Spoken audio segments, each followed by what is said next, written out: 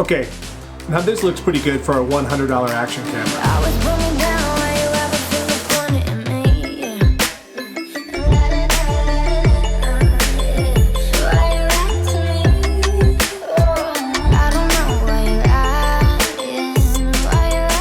Hey, what's up everybody? Welcome to Adventure FPV. My name is Lee and today we're going to talk about 7 ways to make your Runcam Orange footage look more cinematic. Now, if you're not familiar with the Runcam Orange, it is a $100 action camera that has built-in stabilization that you can use in camera, or you can run it through a program called Gyroflow to stabilize everything out. And it's a great option for FPV pilots who tend to crash or lose their quad, so the impact is a lot less than a $400 or $500 camera that you may put on there like a GoPro. All right, so tip number 1 is starting with a good tune on your quad. Make sure that your quad is flying really nice and smooth. Do the best that you can to find good rates that you're comfortable with, and then tuning the quad to get out any of the bobbles or dips or anything. That's going to be one of the most important factors. There are lots of good videos on YouTube about how to tune your quad, so that's the first place to start. The second most important thing for getting the best quality out of the Runcam 5 Orange is to soft mount this camera, because the gyro is very, very sensitive to vibration. Now, typically when you think of a soft mount, there's some sort of dampening system or something like that. What I ended up doing was actually taking a 3D print that I found on Thingiverse. There'll be a link down in the description. And I ended up cutting part of it and then wrapping it in foam. At the bottom, the back, the top, and that allowed the camera to have a little bit of extra dampening. I also printed the whole mount in TPU, which is a little bit flexible, and I don't know that I have the absolute best soft mount for this. It would probably be better to put it on some sort of dampening vibration platform, but that's what I did, and we're gonna go ahead and try that. Tip number 3 is to use ND filters. Now, if you're not familiar with what ND filters are, they're basically like sunglasses for your camera that allow you to adjust your shutter speed to get the most motion blur. Typically, you want your shutter speed to be twice your frame rate in order to get the most natural looking motion blur. So putting on an ND filter will help you do that on bright sunny days. Now, I'm using the Camera Butter ND filter that's actually made for the GoPro Hero Session, and it just sticks right onto the front of it, and it's great. It's been working really good for me. If you're interested in purchasing one of these Camera Butter ND filters, there'll be an affiliate link down in the description where you can find one. All right, tip number 4 is to use manual camera settings. Now, this can be achieved by using your phone. There's an app that goes with it. You can basically set all your parameters up one by one, and then you can export a QR code and scan it with the camera, and now that's embedded in there. So the reason you want to use manual settings is to lock everything in. And what I mean by that is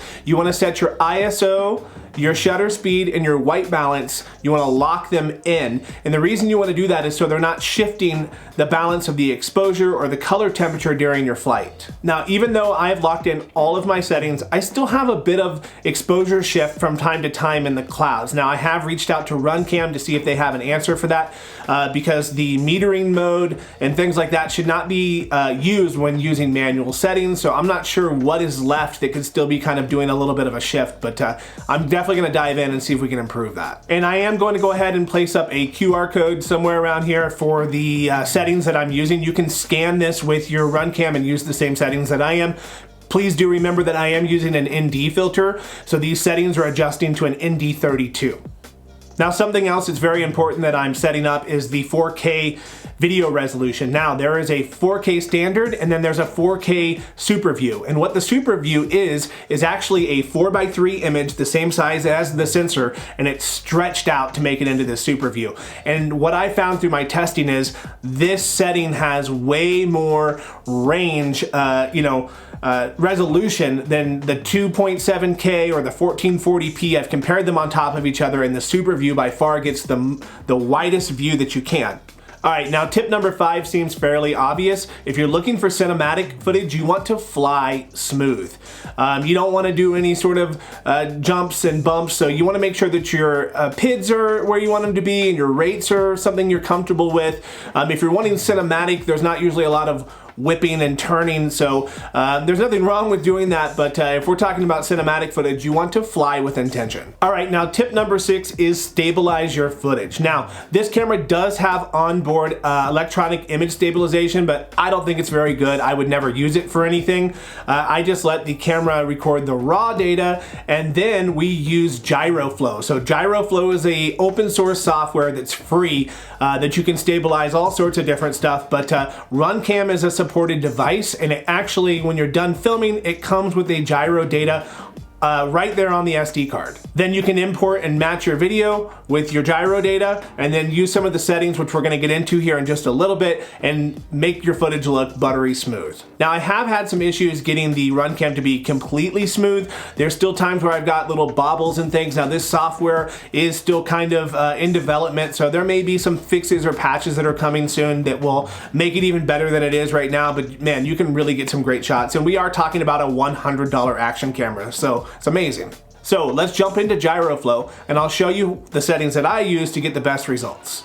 Okay, so now that the flight is complete, we filmed in 4K Super View. What we're gonna do is we're gonna go ahead and inside of our project, I'm using Final Cut, this will work in Premiere and other things. We're gonna wanna go ahead and actually make this into a 4:3 resolution. So we're gonna get rid of the Super View, and we're gonna take this to 2880 by 2160, which is 4:3 4K. It was filmed at 30 frames per second. Then we're gonna go ahead and drag our video file into our editing software.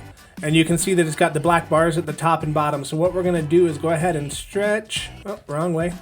Stretch this out just to the edge right there. So now we are in a 4:3, and we're going to use the lens profile within Gyroflow, and we're gonna stretch this back out to 16:9, but we get the best results if we use the Super View 4K and then put it to 4:3, and then we export out to a traditional 4K size. So let's go ahead and export this. Okay, so now that we've exported our Super View down to a 4:3 format, we will go ahead and bring that into Gyroflow. And there's my goofy face, but you can see that the lens profile isn't loaded. So what we're gonna do is we're gonna search for the orange, and we're gonna use the 4:3. Even though this says 2.7K, the lens profile is all we're really after. So this is the 4:3 for that camera. And there you go. You can see it applied, that message went away. So what we can do now is go ahead and pull in the gyro data, and this should sync up here. So there's the gyro data on top of the flight. So what we can do is I can just go ahead and you know what, I'm just gonna go ahead and auto sync it the way it is, see how it comes out. I do like to use the low pass filter, but if you turn it on, I like to set it at 5 Hertz. I've had good experience there. You know, play around with the settings, see what works. I've heard 40 works good, but you can see the gyro data changed. I'm gonna go ahead and turn that off while we are doing the syncing. I don't know if that's a good thing or a bad thing, but we're gonna try it. I'm gonna narrow down the search size. We're gonna do 3 sync points. You know, I might even just do 2.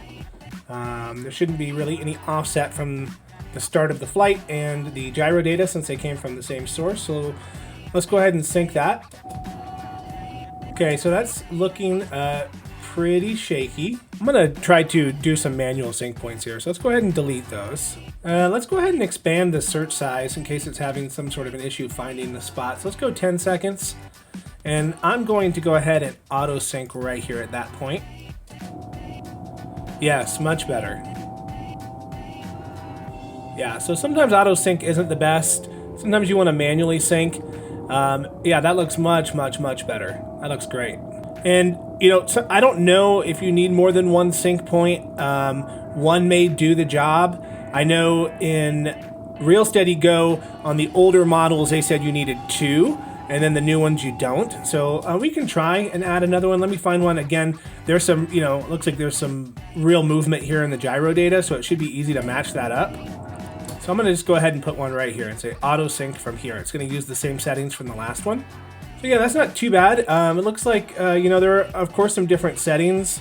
I am using the RC2 version of this. RC3 is out, but I was having problems with the displays here with the gyro data. and matching up. So I just went ahead and went back to RC2, the latest revision of RC2.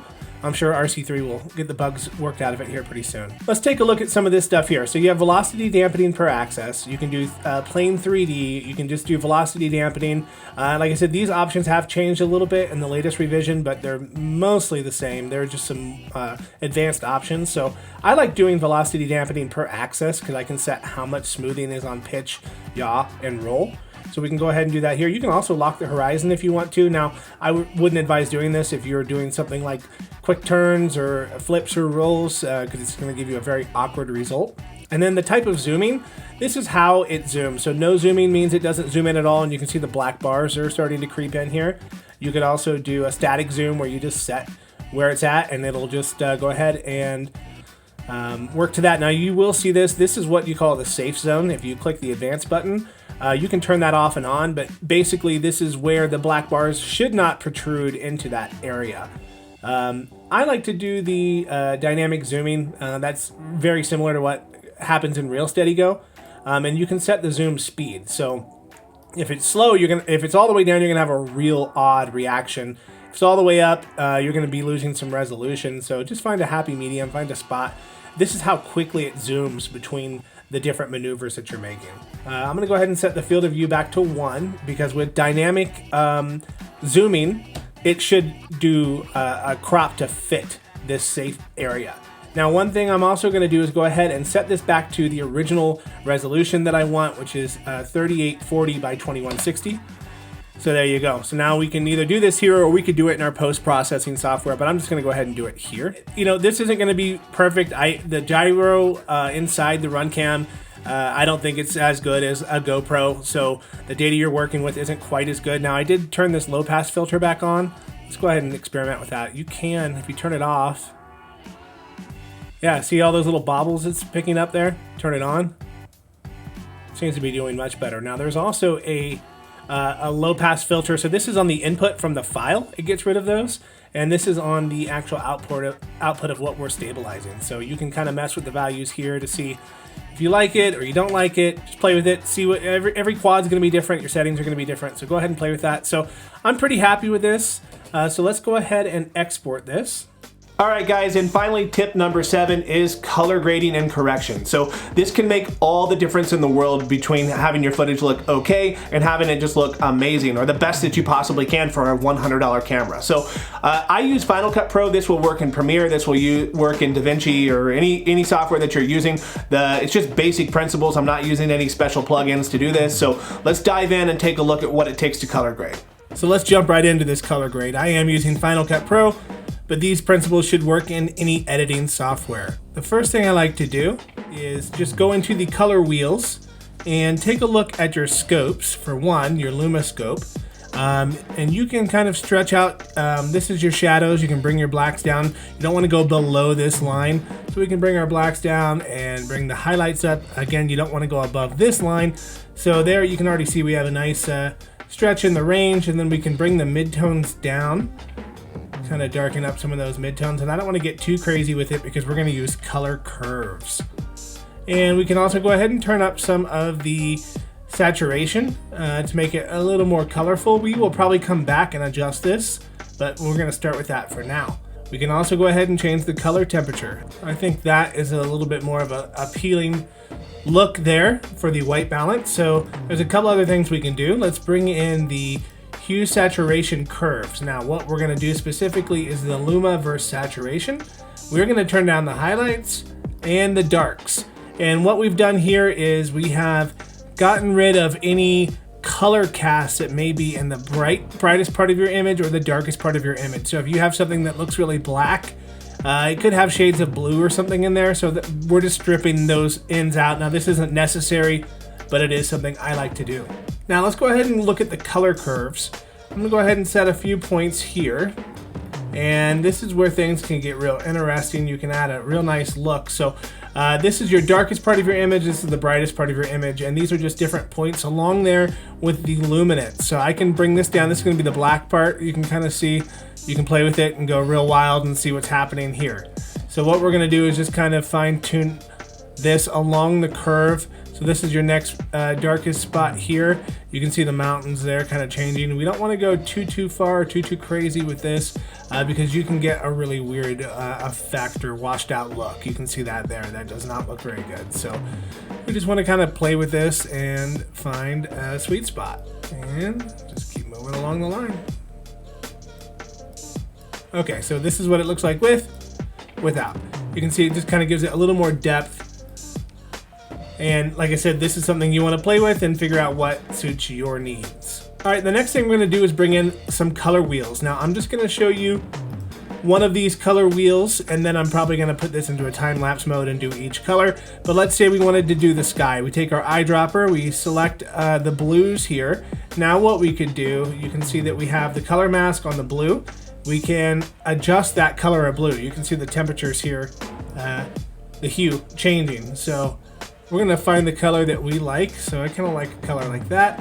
You can also spread this softness here a little bit. So, you know, you can see it's affecting the whole image or just part of the image. So we probably just wanna do a little bit of bleed over so it's a nice smooth gradient into the rest of these blues. Now, I'm gonna go ahead and run through and do this to the rest of the dominant colors.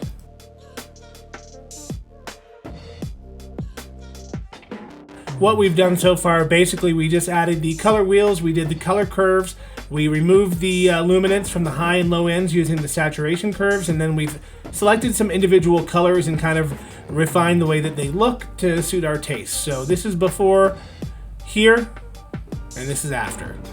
So you can already see a big difference in the grade. Now, remember I did use a flat color profile when I was recording, so everything does look a little bit dull, and that's exactly what we wanted it to look like. So that is looking pretty nice. Now there are some other things that we can do. I know there is a very popular style of orange and teal. This is obviously a stylized look. So that's what's great about color grading, is it's all about, you know, what you like, what you want to do. So what we can do is just pull in a little bit of that color grade that you can see there. Kind of gives it a filmic look. You can protect the highlights so they don't go pink. So we can do that if we want. We can also, this is for skin tones, but it also picks up, you can see there are a lot of the bushes and things. So kind of find a happy spot in between where we're kind of getting both, and then we can adjust the amount of shadows that this thing brings in. So, you know, there it is before, after. So it just depends on you, what you like to look at. That's kind of a cool look. One other thing you can do if you wanted to, you can add additional stabilization using your software. Now, I do have a warning: if you have any bobbles or dips or bumps that are being shown through this footage through Gyroflow, if it didn't get everything out, sometimes adding this stabilization, which is an optical stabilization, can really add a strange effect, and it kind of amplifies the look. So, you know, use that sparingly if it is something you want to use. If we want to go ahead and add in sharpening, because I had it on the lowest sharpening setting in camera. So there's 2.5. There's without it, there's with it. You can kind of see, you know, some of this, and that may be too much. You can kind of play with that setting as well. I think that looks pretty good. Now, another important thing to do is to kind of scan through with your playhead other parts of the clip and just make sure that, you know, it looks good at, you know, different places and throughout the video. So I'm not going to spend too much time giving you my opinions about how I think things should look, because I think you're going to figure it out on your own. I've given you the basics. I think this is a great point. Even if you went from right here, this looks pretty good. There are definitely things you could do to improve it, but this is also a major improvement from what it looks like straight out of camera already. So here it is before, here it is after. So that's not a bad little color grade there. Okay, so now that we've applied all of the principles and the tips that I've given you today, let's take a look at what the final product looks like.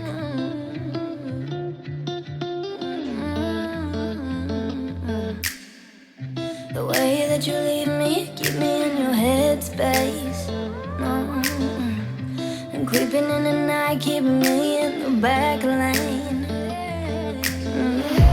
Hate it when you leave, when you're taking my time. Leave me alone for the rest of the night. Some things they have the upper hand in my mind, running me around thinking that you're mine. Always put me down while you have a finger pointing at me. Always put me down while you have a finger pointing at me. Why you lie to me? I don't know why you lie.